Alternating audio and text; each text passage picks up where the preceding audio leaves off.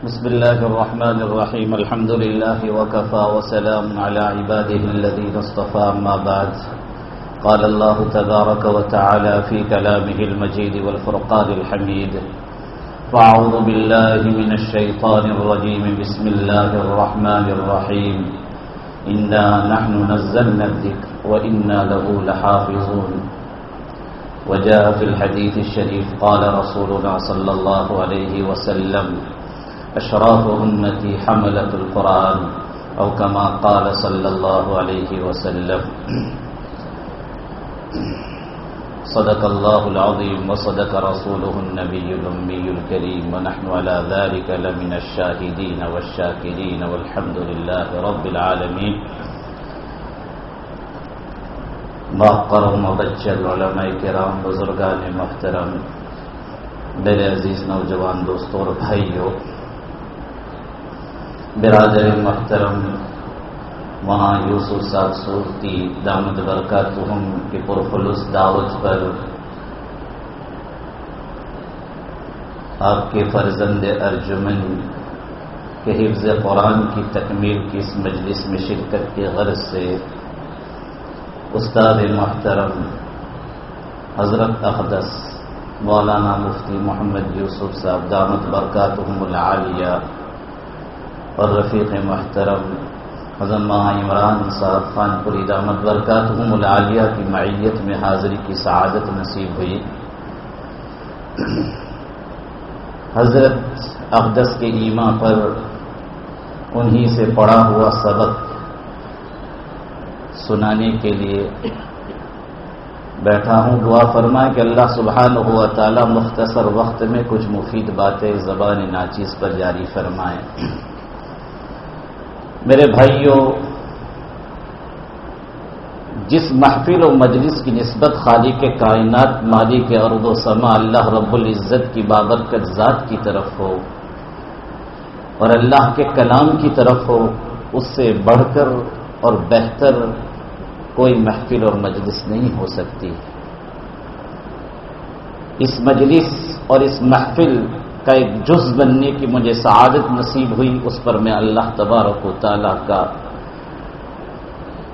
شکر گزار ہوں اور رفیق محترم کی خدمت میں بھی تشکرات کے جذبات پیش کرتا ہوں. قرآن کریم فرقان حمید اللہ رب العزت کا کلام، اللہ رب العزت کا پیغام انسانیت کے نام، یہ دستور حیات بھی ہے اور انسانیت کے لیے آب حیات بھی. یہ صرف کتاب عبادت نہیں بلکہ کتاب ہدایت ہے. تا قیامت آنے والی انسانیت کی ہدایت و رہنمائی کے لیے اللہ رب العزت نے نبی آخر الزماں حضرت محمد مصطفیٰ صلی اللہ علیہ وسلم پر اس کتاب مقدس کو نازل فرمایا.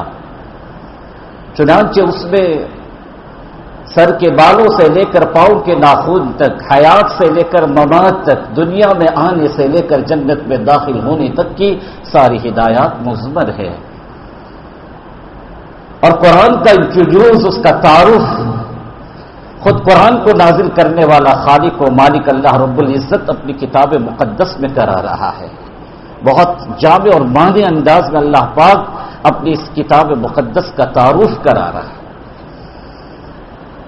وَإِنَّهُ لَتَنزِيلُ رَبِّ الْعَالَمِينَ نَزَلَ بِهِ الرُّوحُ الْأَمِينُ عَلَى قَلْبِكَ لِتَكُونَ مِنَ الْمُنذِرِينَ بِلِسَانٍ عَرَبِيٍّ مُبِينٍ. مختصر جملے میں اللہ پاک نے کتاب مقدس کا تعارف کرا دیا، اس کا بایو ڈاٹا بیان کر دیا کہ رب العالمین کی طرف سے اتارا ہوا یہ کلام ہے. سدرۃ المنتہا کے مکی جناب جبرائیل امین کے واسطے سے اے حبیب آپ کے قلب اطہر پر ہم نے اتارا ہے.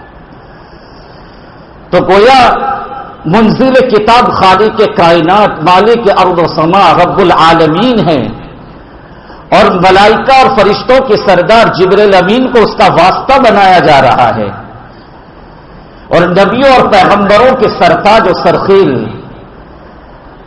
امام الانبیاء والمرسلین پر اس کتاب کو اتارا جا رہا ہے. تو جس ذات کا وہ کلام ہے اس سے بڑھ کر کوئی ذات نہیں. جس کو واسطہ بنایا وہ فرشتوں کا سردار ہے، اور جس نبی بشر پر قرآن کو اتارا وہ امام الانبیاء والمرسلین، اس سے بہتر اور افضل کوئی بشر نہیں. اس سے اس قرآن اور کتاب کی عظمت واشگاف ہو رہی میرے بھائیوں. اس کا مقام کیا ہے، مرتبہ کیا ہے. اور اللہ فرما رہے اس کو واضح اور فصیح عربی زبان میں اللہ تبارک و تعالیٰ نے اتارا. اب ظاہری بات ہے کہ کلام کس کا ہے؟ رب العالمین کا ہے، احکم الحاکمین کا ہے. کلام الملوک، ملوک الکلام، بادشاہوں کا کلام، یہ کلام کا بادشاہ ہوا کرتا ہے. اور اللہ فرماتے کہ ہمارا اتارا ہوا ایک کلام یہ احکم الحاکمین کا کلام ہے.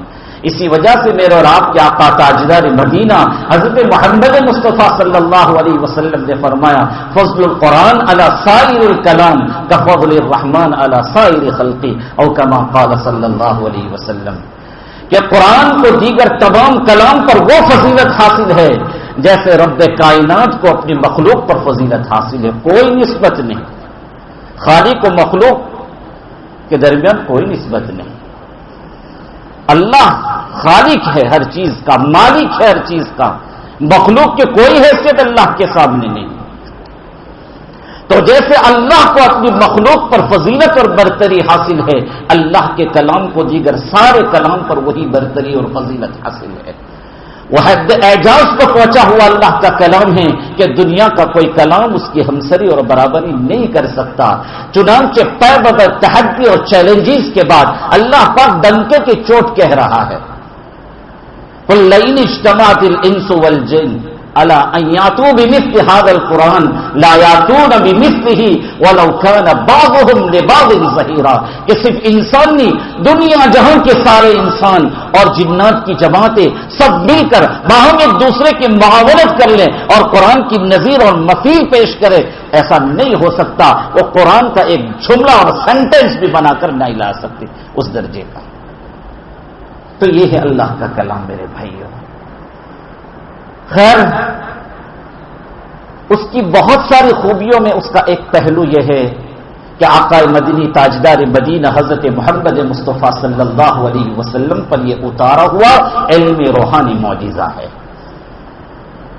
اور یہ ایسا معجزہ ہے کہ اس کی افادیت اور نافیت کو دنیا میں رہنے والا ہر انسان صبح قیامت تک محسوس کر سکتا ہے.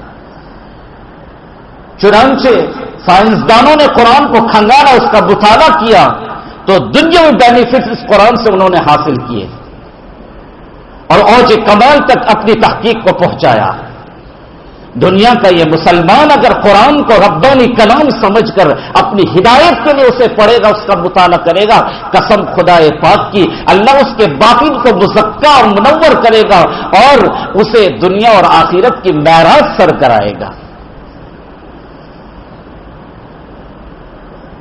تو نبی کے اس معجزے کی تاثیر یہ ہے کہ نبی کی ذات تک محدود نہیں، بلکہ نبی کے امتی میں سے جس نے بھی اس کو پڑھا، محبت کی نظر سے دیکھا اور اس میں درک حاصل کرنے کی کوشش کی، اللہ پاک نے اس میں کمالات پیدا کیے ہیں.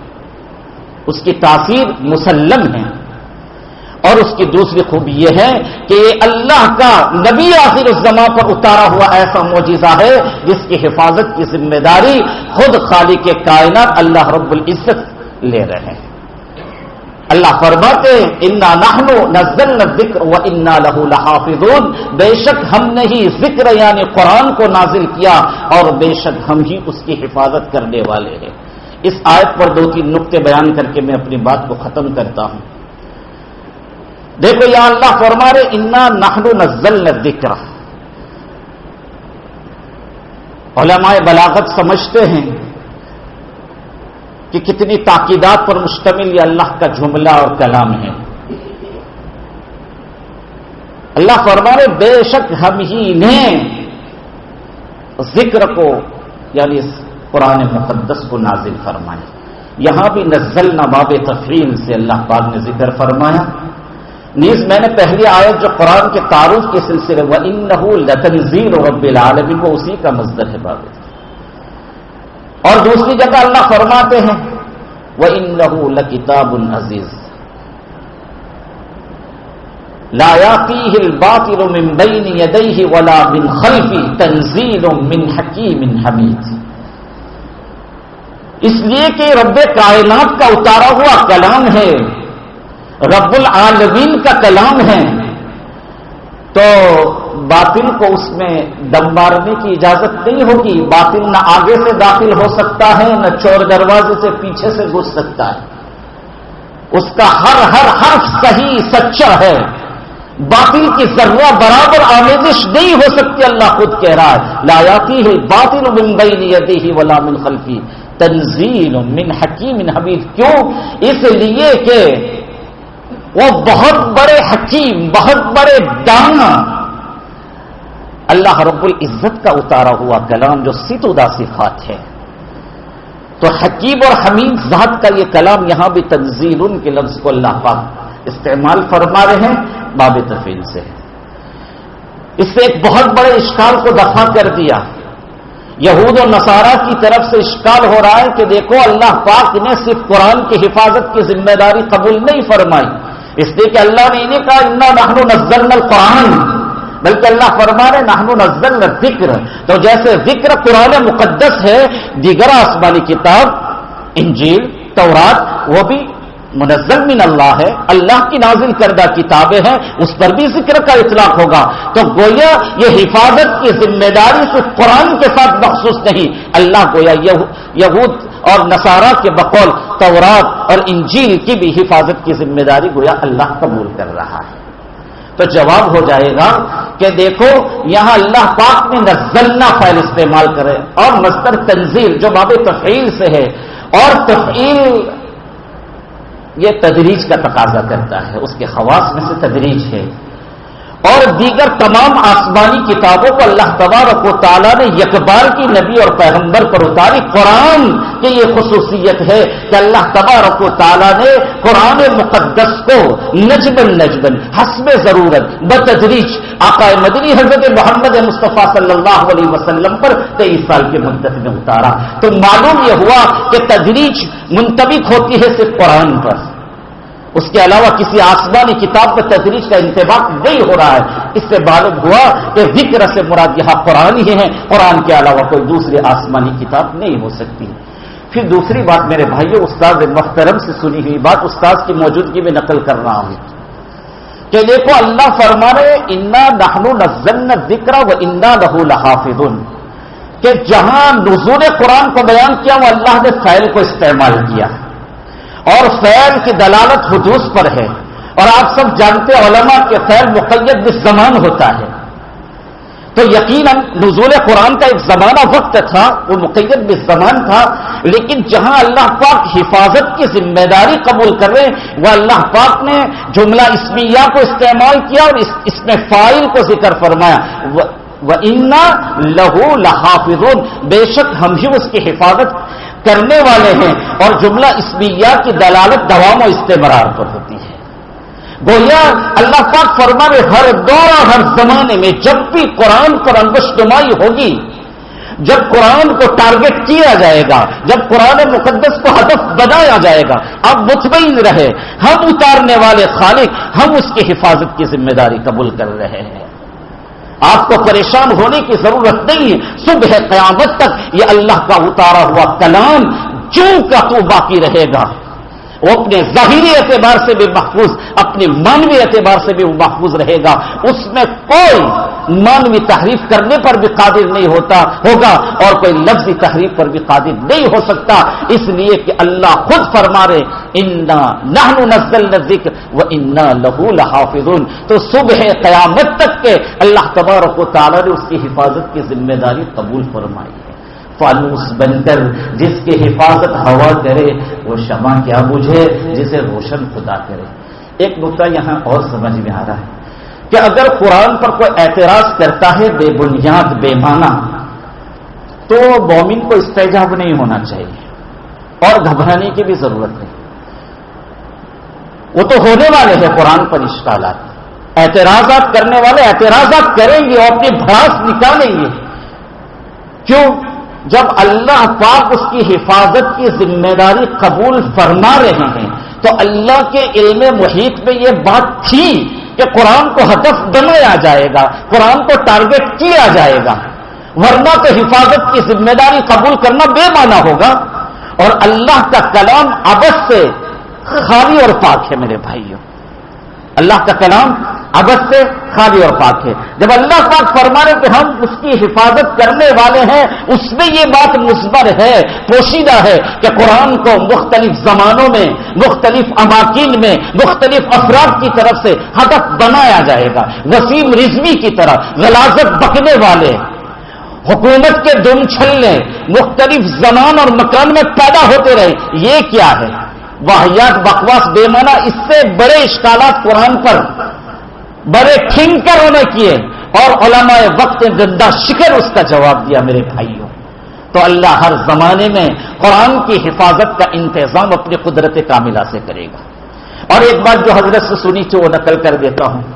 دیکھو اللہ پاک نے دنیا کو دارالاسباب بنایا تو اللہ اسباب کے طریق سے قرآن کی حفاظت کرے گا.